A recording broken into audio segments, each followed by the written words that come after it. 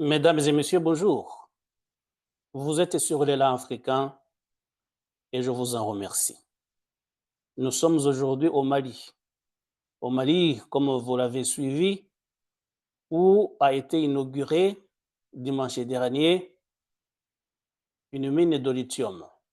Le président de la transition, le général Assimi Goïta, a procédé en effet dimanche à l'inauguration de la mine de lithium de Goulamina dans la région de Bougouni. D'un coût total d'investissement d'environ 318 millions de dollars américains, la mine de lithium de Goulamina, exploitée par le Lithium du Mali, société anonyme, avec comme actionnaire principal la société chinoise Ganfeng, permettra de générer environ 250 millions de francs CFA en chiffre d'affaires pour les entreprises détenues par les Maliens. Après des décennies de production aurifère, le Mali fait donc son entrée dans le cercle fermé des pays producteurs de lithium dans le monde avec l'inauguration de cette mine de lithium de Goulamina dans la région de Bougouni. Pour un coût total d'investissement d'environ 318 millions de dollars américains, la mine de lithium de Goulamina, exploitée par cette société dont nous avons parlé, va permettre une diversification du secteur minier malien tout en inscrivant le Mali parmi les pays leaders dans la transition énergétique. Prévu pour une durée de 21 ans, l'exploitation de la mine de lithium de Goulamina va offrir des opportunités économiques et de création des emplois pour les Maliens. Elle permettra de générer environ 250 milliards de francs CFA, nous l'avons déjà évoqué, en chiffre d'affaires. Pour les entreprises détenues par les Maliens, ces derniers vont obtenir au moins 51% des contrats de sous-traitance de la mine. C'est ce qu'a souligné le ministre des Mines, Amadou Keïta. Aussi, la mine de Goulamina contribuera au développement local, notamment par la réalisation d'infrastructures routières, énergétiques et hydrauliques avec un investissement variant entre 22 et 25 milliards de francs CFA. La société malienne de lithium a d'ores et déjà investi plus de 2 milliards de francs CFA sur 3 ans, de 2021 à 2024, dans les initiatives de développement communautaire, notamment l'amélioration de la santé, la promotion de l'éducation, la création d'activités génératrices et de revenus, la construction d'infrastructures socio-économiques de base. La particularité de l'usine de lithium de Goulamina est qu'elle contribuera à booster la transition énergétique en fournissant des équipements qui seront utilisés dans l'énergie solaire, vers laquelle notre pays est tourné afin de répondre à la demande en énergie conformément aux orientations du président de transition, a souligné le ministre Amadou Keïta. Cette exploitation, prévue pour une durée minimale de 21 ans, offrira des opportunités économiques et de création d'emplois pour les Maliens. Elle permettra de générer environ 400 milliards de francs CFA en chiffre d'affaires pour les entreprises détenues par les Maliens. Encore plus, la mine de Goulamina contribue au développement local, notamment pour la réalisation d'infrastructures routières, énergétiques et hydrauliques, avec un investissement variant entre 22 et 25 milliards de francs CFA. D'ores et déjà, je suis heureux de constater que Lithium du Mali SA a déjà investi plus de 2 milliards de francs CFA sur 3 ans dans les initiatives de développement communautaire, notamment l'amélioration de la santé, la promotion de l'éducation, la création d'activités génératrices de revenus, la construction d'infrastructures socio-économiques de base, l'amélioration des routes, l'approvisionnement en eau potable ainsi que le soutien aux activités socio-culturelles de la région de Bougouni. Il a rappelé que le secteur minier, qui contribue pour 7% du PIB, se veut un maillon essentiel de la politique de développement du Mali depuis de nombreuses décennies. Cette mine représente la première initiative de la société en dehors de la Chine et marque une étape importante dans sa stratégie d'expansion à travers le monde.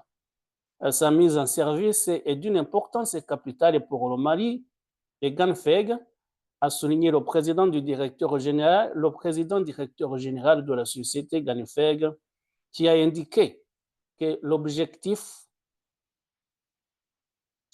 principal de GANFEG en tant qu'entreprise est de parvenir à un bénéfice gagnant-gagnant avec la communauté du pays hôte, donc le Mali.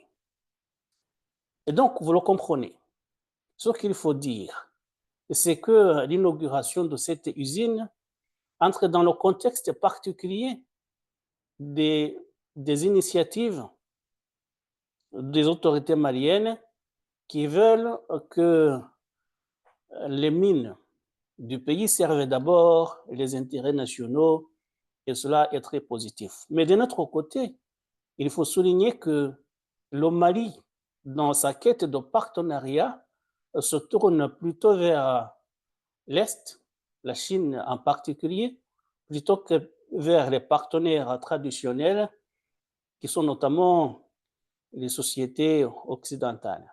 Et je voudrais aussi saluer le partenariat avec la société GANFEG et particulièrement la République populaire de Chine, qui est aujourd'hui un partenaire stratégique, un partenaire sincère et qui est resté aux côtés du Mali dans sa lutte pour sa souveraineté économique et politique. Comme nous l'avons suivi, l'année dernière, il y a un audit sur les mines qui a été ordonné par les autorités et le rapport a montré qu'il y avait des irrégularités qui faisaient que le pays perdait des recettes qui devaient provenir de l'exploitation minière. Et un nouveau code minier a été promulgué avec pour objectif de générer plus de recettes.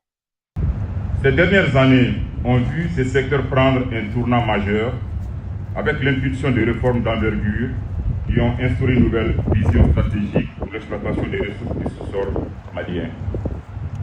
Depuis l'audit du secteur minier, dont le rapport a été présenté au chef de l'État en mars 2023, la révision des dispositions du code minier, ainsi que l'adoption de la loi relative au contenu local, la volonté politique a posé les bases d'une coopération franche avec les sociétés minières en exploitation au Mali.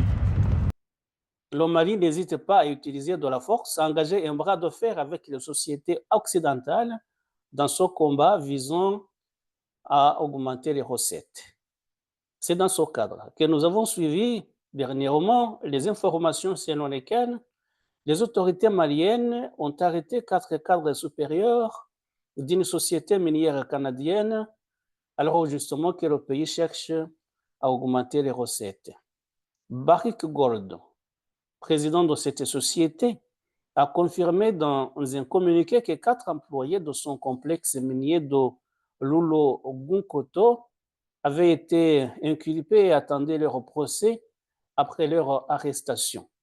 La société a déclaré qu'elle rejetait les accusations, mais n'a pas précisé de quoi il s'agissait.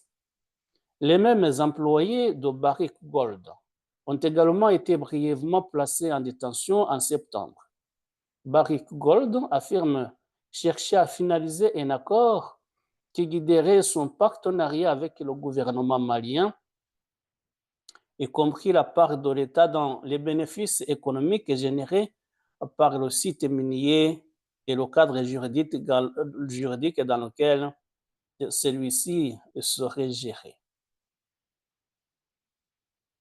Un peu plus tôt, le PDG de la société australienne Resolute Mining et 2 employés ont également été arrêtés à Bamako, la capitale du Mali.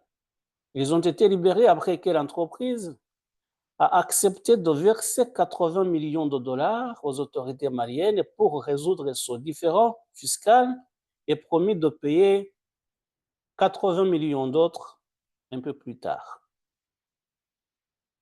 Et donc, on comprend que le gouvernement malien, dans cette quête d'augmentation des recettes, n'hésite pas à engager un bras de fer particulier avec des sociétés étrangères. Et dans le même temps, quand il s'agit de nouveaux contrats, comme nous venons de le voir pour cette mine qui vient d'être inaugurée, le gouvernement privilégie plutôt de se tourner vers l'Est plutôt que vers les sociétés occidentales qui sont les partenaires traditionnels.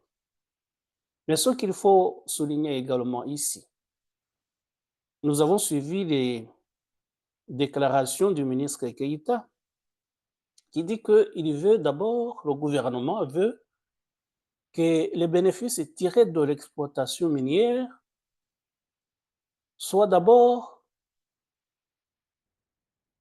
servent d'abord les intérêts des locaux de l'endroit où la mine est implantée.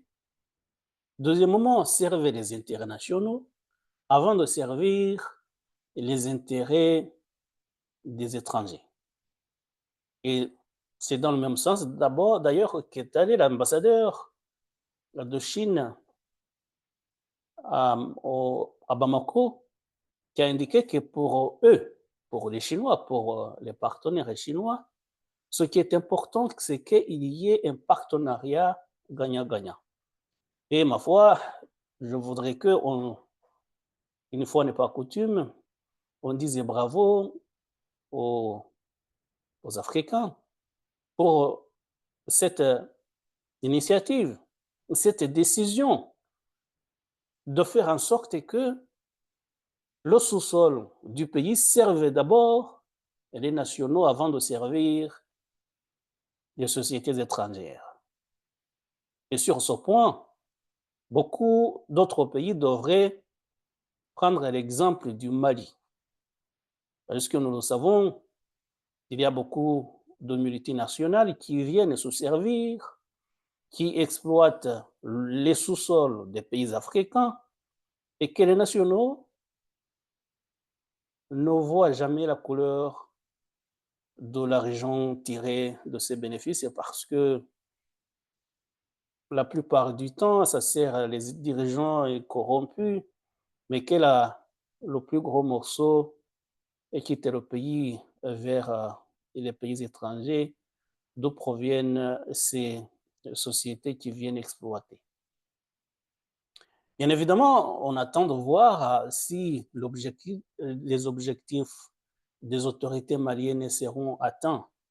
Mais au moins, le fait même d'y penser est un point très positif et bravo sérieusement aux autorités maliennes. J'espère qu'ils vont continuer d'aller dans ce sens-là et que d'ici quelques années, on verra le changement dans la vie des constituants, au moins de ces localités-là où a été plantée la mine de lithium.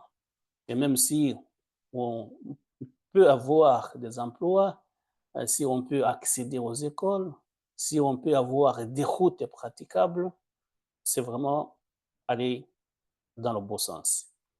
Voilà ce que nous voulions dire aujourd'hui, c'était décerner une note positive aux autorités maliennes. Et merci de nous avoir suivis et à très bientôt. Au revoir.